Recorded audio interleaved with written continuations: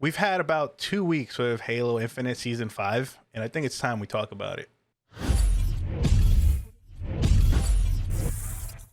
Okay, so this part of the video, I don't want to drag on for way too long. We have all heard it for the last 2 years that Halo Infinite did not launch in the greatest state. There was a lot of hype behind Halo Infinite before launch, like when people got to experience the betas, or the flights as 343 called them. There was a lot of hype from not just the Halo community, but people that haven't played Halo games as well. The betas felt pretty good, especially once 343 opened up the gates and allowed you to play against other people, because when the betas first started, or flights, they were only against bots. But 343 eventually opened it up, and then they also allowed you to play BTB, or Big Team Battle, if you don't know what that is. And overall, the game felt really good.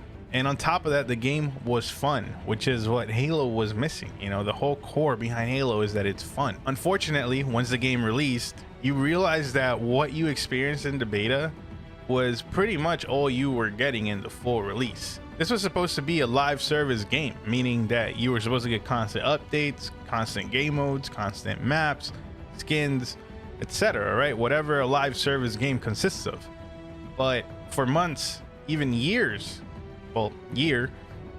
we got nothing. On top of this, the game was plagued with a whole bunch of other issues, disconnection issues. When the game launched, you and your party were constantly crashing. The game wasn't running well. If you try to queue up into BTB, which was pretty much the only other game mode besides ranked, sometimes your teammate wouldn't be together, they wouldn't load in, they would be in the opposite team. It was a mess, right? And then BTB in itself had a whole bunch of other issues. But again, we don't want to beat a dead horse. That has been said a million times. So let's move on to the good stuff. Let's get into Season 5.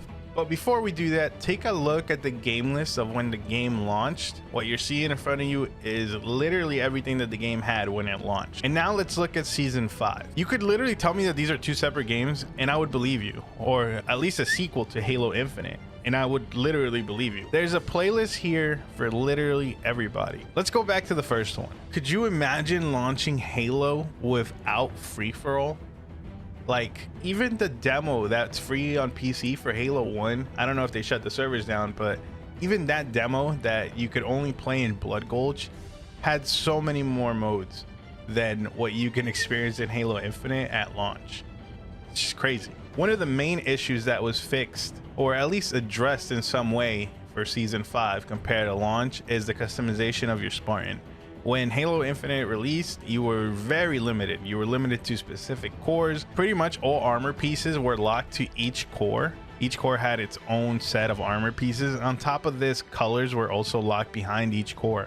If you unlocked a special color, if you bought a color from the store, you could only use it with a specific core. Now, it's still not perfect. There's a lot more customization now. You can put any helmet on any core that you want. You can use any color now on any core that you want, but it's still limited to just that. Now, it is a big improvement, obviously, from launch, but we're still waiting on different chest pieces, so we can use different chest pieces on every core, shoulder pieces, knee pieces, and I'm hoping that we get a little more customization with the colors, because you're still locked to a specific color palette. Like, that color, that's it. You can't like customize it, like put an inner color or a first color and then you have a secondary color. I think Halo 3 and Reach had that, where you could put like a different color for your shoulders and your chest piece, your visor, etc. Like, your visor still, you can change the color, but you're locked to like everything else when it comes to colors. As I was mentioning earlier, variety when it comes to the game modes is now vastly improved compared to launch or even previous season. If you want to sweat, you want to eventually go against pros, if you make it to Onyx and stuff like that, you have your ranked arena, which is the most popular game mode. But maybe you don't want to sweat. Maybe you don't want skill-based matchmaking kicking your butt every game. Now, skill-based matchmaking is still a big issue no matter which mode you play. However, you know, there's some modes where you don't have to sweat every single game. You have something like Husky Raid, which is a one-lane capture the flag with Fiesta rule sets. Every time you spawn with different weapons, and it gets incredibly hectic. You just got to try to somehow capture the flag, and it's just intense, and it's really fun. Just a game where you can turn your brain off, just try to frag out, have as much fun with your friends as you want. And a whole bunch of other modes. You have your classics like SWAT, or Precision Slayer as it's called in here, Team Snipers and Team Doubles. And that's not all. Maybe you want to play something more different. Now this was added, I think, in the middle of season 3 for the winter update. I might be wrong what season it was on, but now you have Forge, right? And you have the custom games browser. Now in the custom games browser, you can play a completely other set of game modes that people can create themselves. You can play maps that people have created themselves. You want to play gun game in a Call of Duty map, you can do that. Maybe you want to do some parkour. Maybe you don't even want to shoot a gun, you just want to do parkour. You can do that. On top of this, the Forge Falcons, a group of forgers, or just a small community of people that dedicate themselves to making experiences in Forge, have released a battle royale, and they update it very frequently, and it's extremely functional as a battle royale. You drop in from a drop ship, you got a closing zone, you got POIs. Now the POIs are set, but the terrain around the POIs is actually randomly generated. So every time you do play this game mode, the map should look a little bit different, which is really cool. I mean, this is all done in Forge. Like, anybody could make this. So the possibilities with Halo Infinite are literally infinite right now, especially since 343 added campaign AI to Forge. Now what that means is that you can use enemy AI, so enemy NPCs, in your levels. Now people can make campaign scenarios, or better yet, people can make their own firefight levels. Firefight being that game mode from ODST and Reach that is pretty much Halo's version of a horde mode or zombies mode.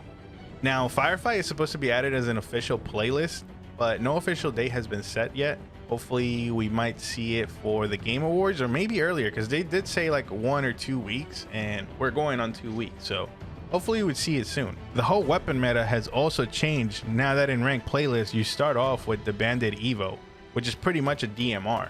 This adds a whole different level to the skill gap, because people just have to be a lot more precise, and they can't just spam like they were doing with the BR. 343 also seems to be on the right track now when it comes to the game being a live service game, especially with all the game modes they add, all the cosmetics that they add. I mean, toward the end of last season, I literally spent most of my time playing the Tenrai event, where they added this playlist that had 8 community made maps. Now some of the maps were unique, some of them were remakes of previous Halo map, and they were all Japanese/samurai themed, and they were really cool. I had a ton of fun. Now when the game mode first released, it was only swords and grapples, and that's how you played in those maps.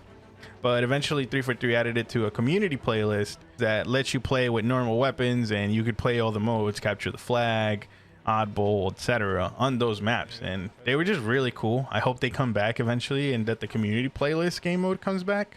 There's also a playlist called Squad Battle, which I often play because it recreates a lot of old Halo maps as well, specifically Halo 3 and 2 maps, but I know there's a couple others in there, and it's really cool. It's 8v8, so it's like the original big team battle, and you're just playing on like Zanzibar and all these other maps, and it's just really fun, man. The craziest part about all this is that it's all free. You can go and try this out, whether it's through Steam, whether it's through the Xbox app, whether it's through your Series X, S, or on cloud gaming. Hell, even the original Xbox One can play this game. The only thing you have to pay for in this game is the campaign or the cosmetics, obviously. So yeah, Halo Infinite has come a long way. When it first launched, I grinded the hell out of it. I got to Onyx in season 1, and after that, I was really bored. There was just nothing for me to do. I jumped back in a little bit for season 2, realized that it was still the same thing, left it. And then once custom browser came out in season 3, I played it again, and I had my little bit of fun, but it was still very similar to season 1, especially with content. And then it's in season 4 where 343 just like knocked it out of the park, and honestly I've just been loving Halo Infinite since. I really think you guys should give this game a shot if you haven't tried it yet, and especially the people that dropped it after season 1 or 2, you should really check it out. It's changed completely.